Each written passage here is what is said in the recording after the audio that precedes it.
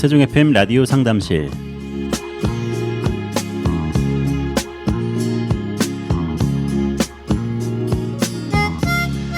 안녕하세요. 세종 FM 라디오 상담실 김보성 인사드립니다.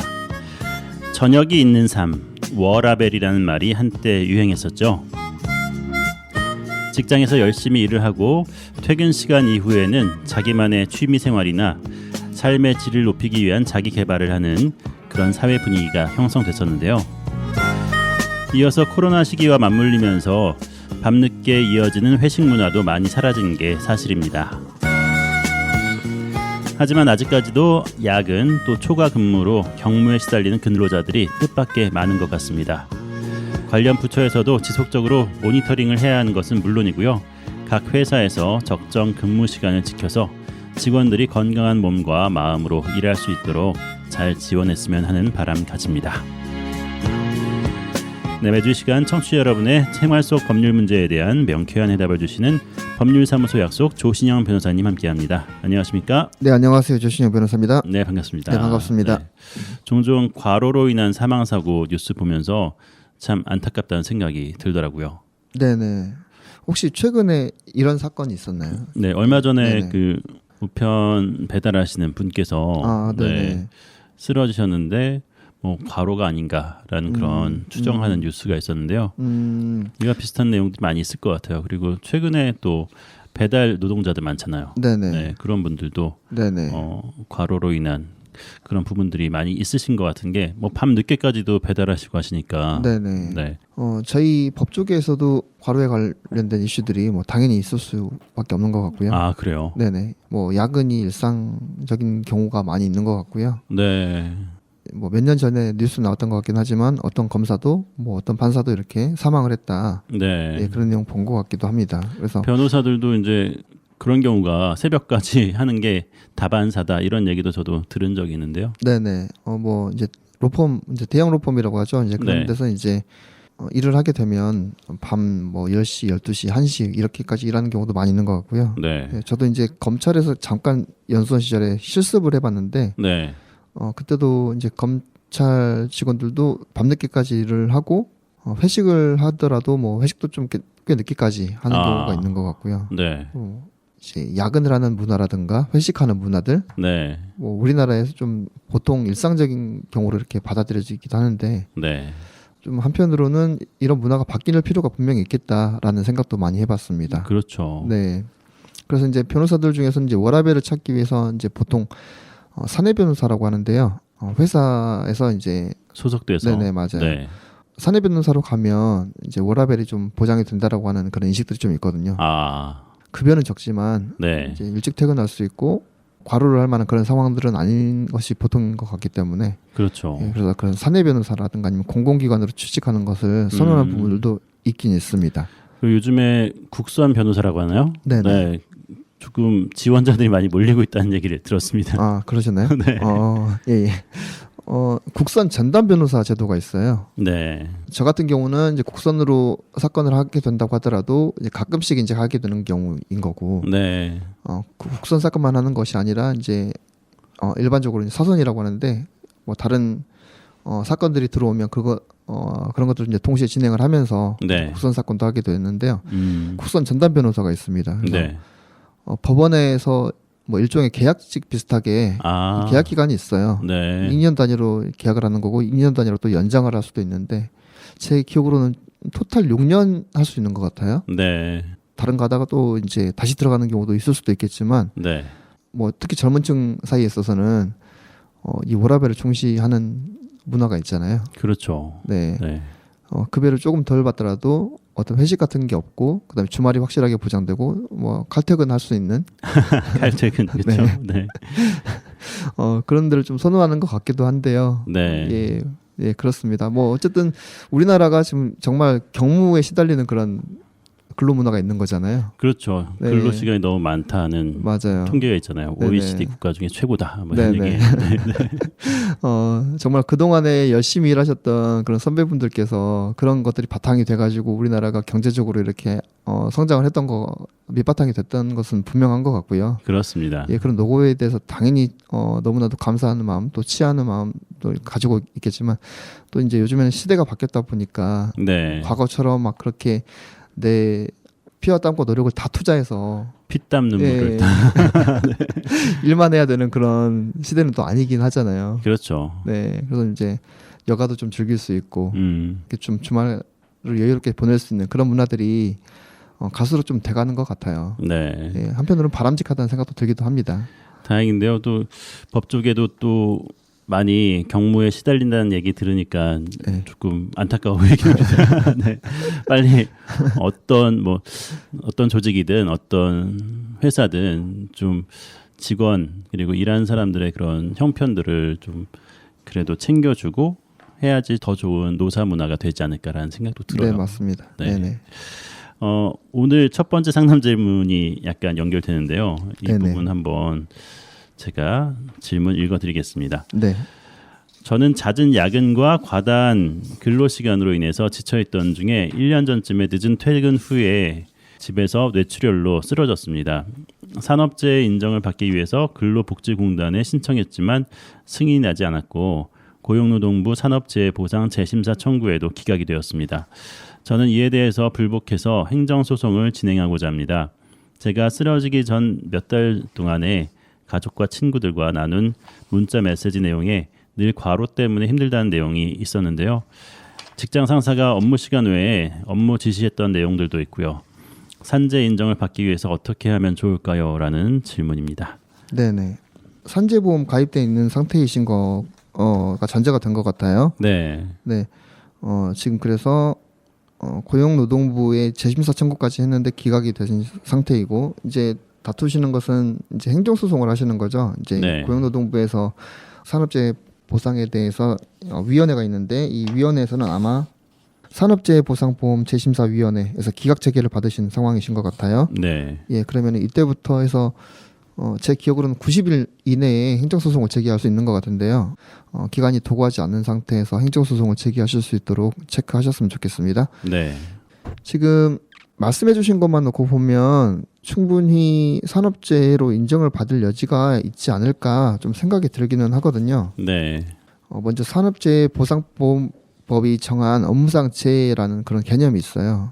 거기에 해당되시려면 업무 수행 중에 발생한 재해여야 되고요.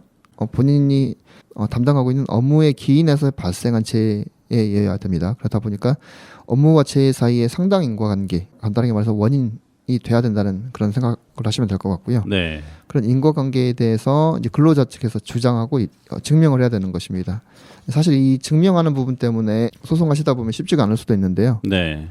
입증 책임이라고 보통 얘기를 하시죠. 그 입증 책임이 주장하는 측에서 보통 부담하게 됩니다. 네. 오늘 같은 경우에 있어서는 이제 근로자이신 상담 의뢰해주신 분께서 이제 이런 것들을 증명하셔야 되는 부분인 거고요. 말씀해주신 걸로 놓고 보면 재해로 인정받을 수 있을 것 같다는 생각이 일단 들기는 하거든요. 네. 예, 야근이 잦았다고 말씀하셨고 이제 과다한 근로 시간으로 인해서 지쳐 계셨다라는 거고요. 아마도 이제 산업재해로 인정받지 못하셨던 이유는 결정적으로는 퇴근 후 집에서 이제 쓰러졌다는 것 때문에 그러셨을 것 같기도 합니다. 네. 이제 만약에 집에서 쓰러지신 게 아니라 직장 회사 내에서 쓰러지신 거라고 하면 아무래도 산업재해로 인정받기가 좀 더 수월하실 것 같기는 하거든요. 그렇죠. 네. 근데 오늘 같은 경우는 집에서 쓰러지셨기 때문에 이제 아마도 고용노동부 측에서는 인정할 수 없다라고 이렇게 봤던 것 같고요. 네. 그렇다면 어떻게 해야 될 것이냐? 이제 결국은 이게 증명과 입증의 문제인데요. 야근을 하게 되면은 초과 근무라고 해야 되나요? 네, 수당 같은 게 나오죠. 네네, 확인해 보시길 바라겠고, 그다음에 근로 시간도 한번 좀 체크를 해보셨으면 좋겠습니다.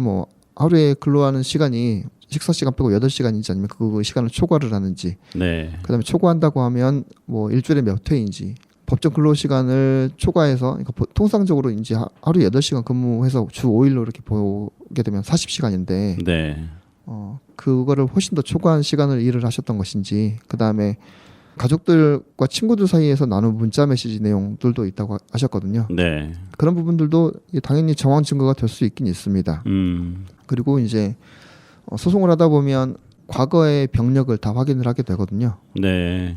피고라고 해야 될까요? 이제 근로복지공단 측이 이제 피고가 아마 될 건데 과거에 이제 상담 주신 분이 진료 기록 같은 것들 건강보험 내역을 보면 다 진료 기록이 나오고 그러다 보면 이제 과거에 병원 진료를 받은 적이 있었는지 그럼 진료 받았던 그 항목들은 어떤 것인지 예. 해당 병원에 대해서 또 이제 기록 같은 것들을 진료 기록 같은 것들을 이제 법원으로 제출해달라고 다 요청이 되거든요. 그렇게 하겠죠. 네. 네네.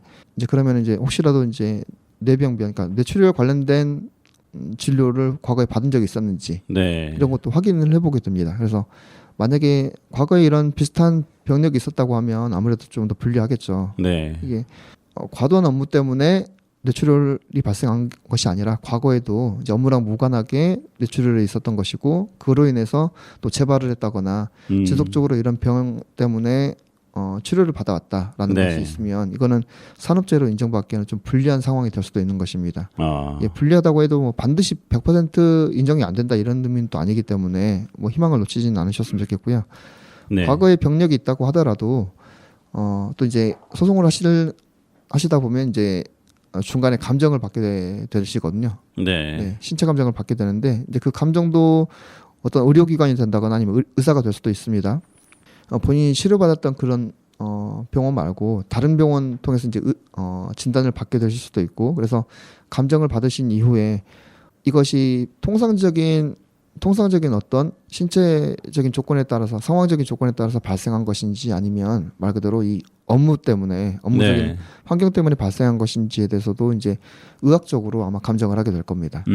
이게 의사는 이제 이게 과로 때문에 발생한 것 아니다라고 판정하는 건 아니고 네. 일반적인 경우에서 발생하는 그런 뇌출혈 그런 발생하는 환자들 그런 데이터가 있을 거잖아요. 네. 그런 경우에 비해서 이 경우가 좀 이례적인지 아닌지 어떤 것들이 원인이 될 수 있었는지에 대해서 의학적으로 판단을 하게 될 것이고 그런 감정 결과를 바탕으로 이제 판사분께서 이것은 이제 업무상 재해다라고 판단을 할 수도 있고 아닐 수도 있고 네. 그렇게 되는 겁니다. 그래서 소송을 하시게 될 때는 당연히 관련 증거들을 좀 잘 확보를 하셔야 되겠죠. 그렇죠. 회사로부터 확보를 하실 수도 있고요. 회사가 제출을 본인에게 주지 않으면 이제 나중에 소송을 하는 중간에 회사한테 이러이러한 문서를 제출해라라고 요청을 할 수가 있습니다. 네. 뭐 만약에 이제 서류를 뭐 조작한다거나 위조한다거나 이런 경우가 발생할 수도 있기 때문에 네. 회사가 제출하는 서류를 참 꼼꼼하게 검토를 해보시길 바라고 다른 직원들은 관련된 것들은 다 자료가 있는데 본인 것만 없다고 하면 좀 이상하잖아요. 그렇죠. 예, 그런 부분들은 그러니까 결국은 이제 피고 쪽에 이제 불리하게 그렇게 작용할 수 있는 부분이기 때문에 본인한테 유리하게 될 수도 있는 거겠죠. 네. 법원을 통해서 회사에 보관되어 있는 서류들은 받을 수가 있습니다. 네. 소송하는 절차에서 그렇게 받을 수 있는 방법이 있기 때문에 법원을 통해서 받을 수도 있다라는 것을 생각하시면 될 것 같습니다. 예. 그리고 직장 상사가 업무 외 시간에 업무 지시했던 내용들도 있다고 있는데 이런 부분들도 분명하게 의미가 있을 수 있습니다. 예, 업무 지시했다는 것들은 뭐 최소한 전화로 하든 아니면은 뭐 어떤 메시지로 하든 네. 이메일로 하든 이렇게 기록이 남아 있을 거잖아요. 업무 시간 외에 지시를 받았다는 거, 그다음에 업무 시간 외에 또 어떤 그런 업무 지시 받은 것에 대해서 보고를 했다거나 업무 결과물을 제출했다거나 네. 이런 부분들도 의미가 있을 것 같습니다. 그래서 그런 부분들을 잘 체크하셔가지고 소송에 있어서 좋은 결과를 얻으셨으면 좋겠습니다. 네. 네. 단지 그냥 산업재해 인정을 원한다면은 회사에서 협조적으로 나올 수도 있긴 한데 네네. 이걸 통해서 또 회사의 손해배상 청구를 네네. 할 거를 생각해서 회사에선 비협조적으로 나올 수도 있는 건가요? 이제 아무래도 회사에서는 산업재해로 판정이 되면 네. 뭐 제가 알기로는 이제 어떤 그런 행정적으로 그러니까 뭐 보험적으로 뭐 어떤 불이익이 있다고 좀 알고 있는데 네. 그런 부분들 때문에 아무래도 이제 그런 페널티들이 부담이 되어서 회사 입장에서는 협조를 잘 안 할 수도 있겠는데요. 네. 근데 오늘 같은 경우에는 회사 쪽에서 협조를 잘 안 해준다 그런 내용들이 있다기보다는 네. 일단은 그 심사위원회에서 기각 재결을 했다라는 내용이기 때문에 네. 그런 부분들은 결국 이제 법리적으로 아마 다투게 되셨을 것 같아요. 그래서 네. 행정소송에서는 산업재해 보상보험 재심사위원회가 기각을 한 그 결정문을 가지고서 아마 행정소송에서는 좀 다투게 될 것 같은데 기각재개를 한 결정문을 한번 잘 꼼꼼히 검토를 해보시길 바라겠고 네. 그 중에서 이제 이유가 좀 타당하지 않다라고 보일 만한 내용들이 있을 수 있거든요. 네. 예, 그런 부분도 좀 집요하게 파고들 수 있기를 그렇게 바라보겠습니다. 네. 알겠습니다. 그러면 잠깐 전하는 말씀 듣고 나서 계속해서 두 번째 상담 질문으로 넘어가겠습니다.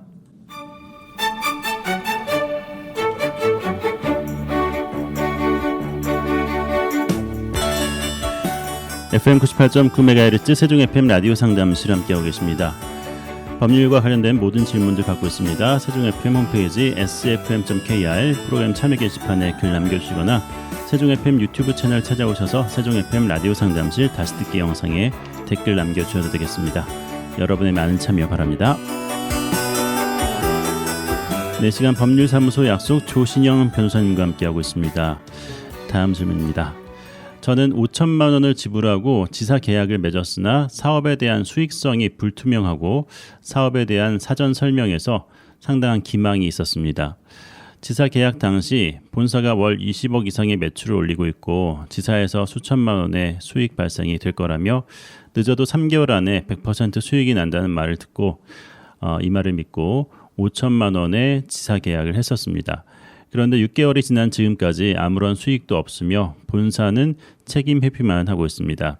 상대방은 사전 설명에 대한 내용을 부인하며 무죄를 주장하고 있으나 저는 기망한 통화 녹음, 이메일, 투자 계약서, 확약서 등 증거 자료를 가지고 있습니다. 사기죄로 고소하여서 지사 계약을 해지하고 가맹비를 돌려받고 싶은데 어떻게 해결해야 할까요? 라고 질문하셨네요. 네. 이제 지사 계약을 하셨다고 하는 거 보니까 일단 프랜차이즈 계약을 아마 하신 것 같아요. 그렇죠. 네. 5천만 원을 지불하셨고 계약을 하셨던 상황이시고 보통은 이런 사례 같은 경우는 이제 본부 차원에서 아마도 이제 장밋빛 정망 네. 예. 다른 지사도 이렇게 계약을 맺었는데 다른 지사도 계약한 지 얼마 만에 이만큼 수익을 얻었다. 네. 보기 좋은 그런 자료들을 제시를 할 수도 있는 거죠. 그렇죠. 그래서 예. 그러면서 이제 계약을 유도를 하는데 막상 계약을 하고 진행을 해보면 이렇게 되지 않는 경우, 그러니까 기대만큼 수익이 발생하지 않는 경우들이 있을 수도 있는 것 같아요. 예, 생각을 그렇죠. 해볼 수 있는 거잖아요. 그래서 네네. 이제 이런 경우에 그러면 어떻게 대처를 할 것이냐라고 이제 고민이 되실 것 같은데 오늘 같은 경우에는 사기죄로 고소를 해서 조치를 하고 싶다라는 그런 의사를 표현하신 겁니다. 네. 네, 가맹비라고 하는 거 보면 이제 아마 처음에 지불하셨던 그 5천만 원을 말씀하시는 것 같아요. 네. 예, 사기죄로 고소하는 부분 한번 검토를 좀 해보셔야 될 것 같기는 하고요. 네. 본사가 이제 월 20억 이상의 매출을 올리고 있고라고 했는데 네. 각 지사별로 이게 매출이 좀 다를 수가 있잖아요. 그렇죠. 예, 각 지사별로 매출에 대해서는 어떻게 얘기를 했는지 모르겠지만 한번 그 부분도 생각을 해보시길 바라겠고 지사에서 이제 수천만 원의 수익이 발생할 거다. 늦어도 3개월 안에 100% 수익이 난다라고 말했다고 했는데 네. 사실은 이 말 자체로도 좀 성립하기가 이제 이런 상황이 되기가 쉽지는 않을 것 같다는 생각이 들기는 하거든요. 네. 예, 가맹 계약을 했는데 3개월 만에 100% 수익이 난다라는 거면 이제 3개월 만에 이제 5천만 원 투자한 거 어쨌든 다 회수하겠다라는 회수가 된다라는 그런 의미신 건데 네. 이거를 1년으로 따져보면 수익이 상당하거든요. 그렇죠. 예, 이런 사업이 있을까라고 좀 생각이 들기도 하고요. 일단 네. 의심이 들기도 하고 이런 부분에 좀 의구심이 들기도 하지만 만약에 실제로 이렇게 말을 했다는 부분이 있다면 그것은 제 생각에는 기망행위가 될 여지가 좀 있을 것 같기는 합니다. 그렇죠. 다만 예, 오늘 같은 경우에 있어서는 본사 차원에서는 책임 회피를 하고 있다고 했는데 사전 설명에 대한 내용을 부인하고 있다고 했어요.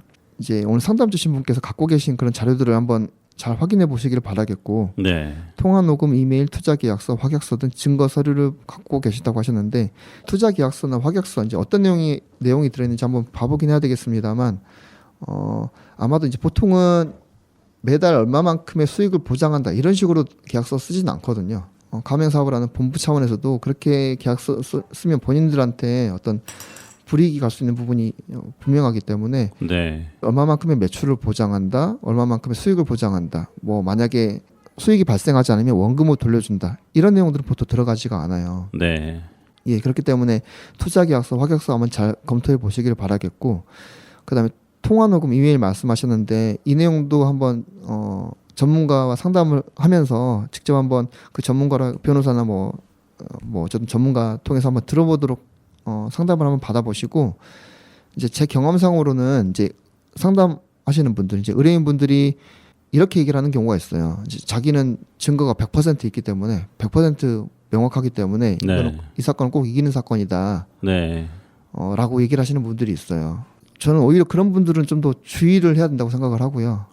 예, 왜냐하면은 본인의 확신에 차서 이렇게 얘기를 하시는데 막상 제가 봤을 때는 증거 가치가 거의 없거나 신빙성이 없거나 이거를 법률적으로 써먹을 수 없는 경우들이 있거든요. 네. 근데 본인들은 그게 그런 자료들을 가지고 예를 들면 통화 녹음이라고 한번 생각해 보겠습니다. 그 통화 녹음을 가지고서 상대방이 거짓말을 했기 때문에 이거는 자기는 무조건 이기는 거다라고 생각하시는 분들이 있는데 네. 그렇지 않은 경우들이 있거든요.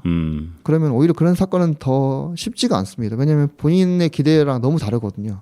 그래서 오늘도 이제 상담 주신 분께서 통화 녹음, 이메일 갖고 계신다고 하셨는데 이런 내용들이 만약에 본사 대표이든 직원이든 이런 분들이 만약에 이제 수익에 대해서 뻥튀기를 해가지고 어떤 과장적인 내용들이 들어있다라고 하면 이게 기망행위가 될 여지가 좀 있는 거거든요. 근데 들어보니까 그런 내용이 아니라 그냥 사업에 대해서 일반적인 내용들만 설명을 해주셨던 것이고, 그다음에 이만큼 투자를 해야 되는 거고 수익에 대해서도 뭐 3개월 안에 100% 난다고 하는 게 아니라 가맹 사업주가 열심히 해야 그 정도 얻을 수 있는 경우가 있다. 조건이 붙거나. 예, 맞아요. 예를 들자면 지사가 한 100군데 정도 되는데 한두 군데 정도는 3개월 안에 수익이 5천만 원 발생하는 경우가 있을 수도 있잖아요. 가장 좋은 사례로. 맞아요. 그렇죠.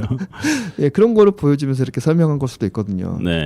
꼭 본인한테 이제 3개월 안에 100% 수익이 난다 이렇게 약속하신 것이 아니라 특이한 사례를 좀 들면서 그렇게 말했던 부분이 될 수도 있는 거기 때문에 통화 녹음, 이메일 100% 안심하실 그런 상황은 아니신 거고 결국은 본사 임직원이 얘기했던 그런 말들을 통해서 어떤 기망적인 요소를 찾아내셔야 되는 겁니다.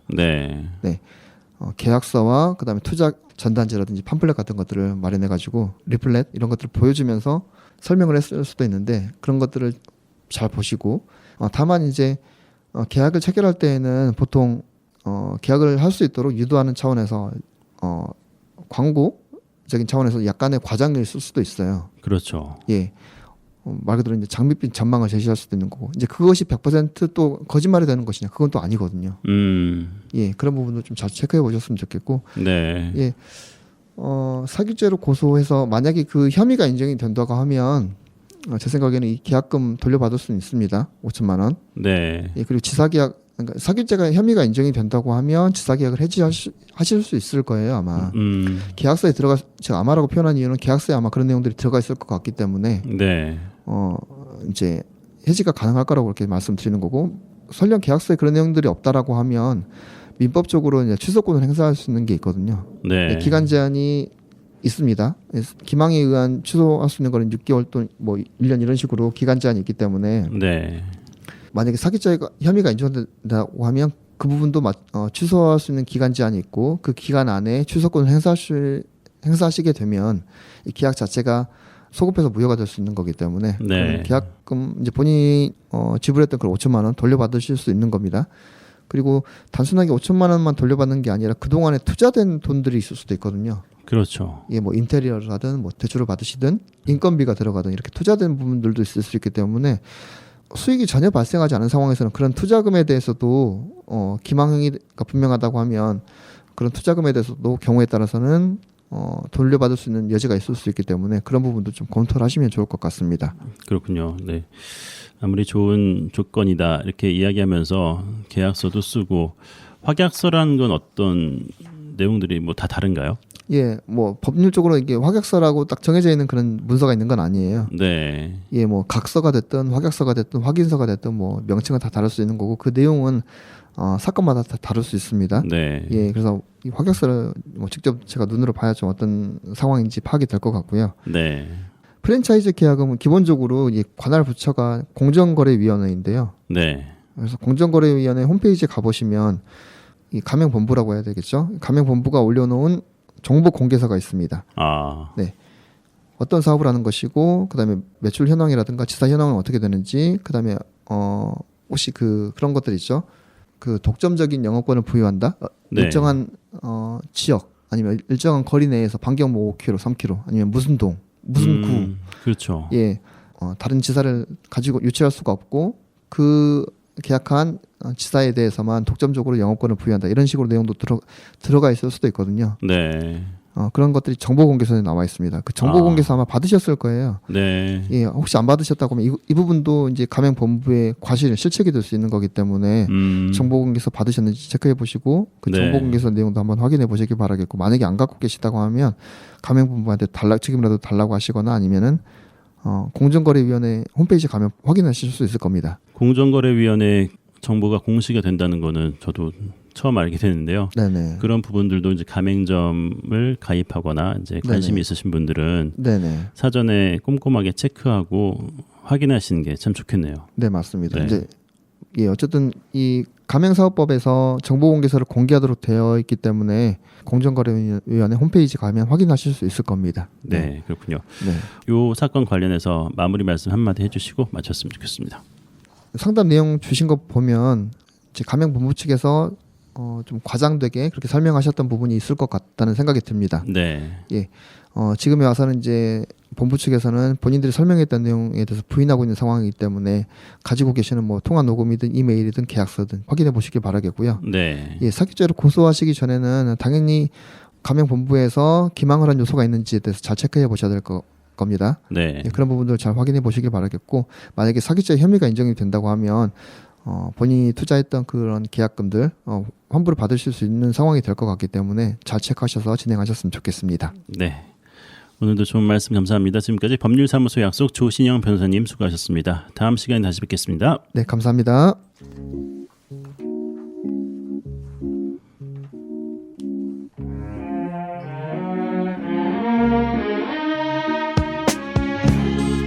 FM 98.9MHz 세종 FM 라디오 상담실 함께하셨습니다. 라디오 상담실은 언제나 여러분의 참여를 기다리고 있습니다. 세종 FM 홈페이지 sfm.kr 프로그램 참여 게시판 이용해 주시고요. 유튜브 세종 FM 채널에도 방송 후에 올라가니까요. 꼭 찾아오셔서 상담 질문과 청취 소감 남겨주시기 바랍니다. 세종 FM 라디오 상담실 지금까지 진행의 김보성이었습니다. 감사합니다.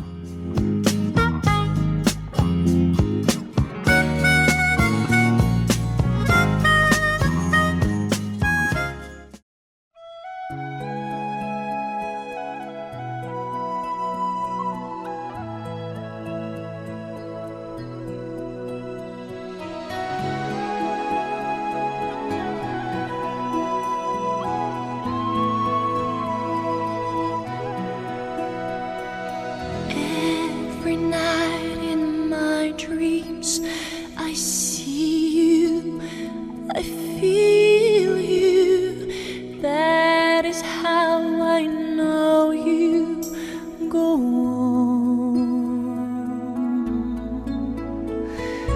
Far across the distance and spaces between us, you have come to show you go on.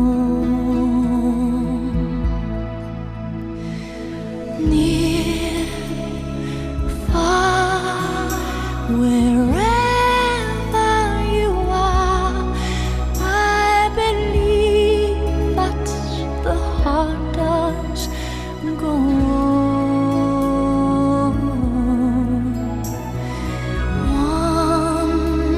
Once more, you open the door, and you're here in my heart, and my heart will go on and on.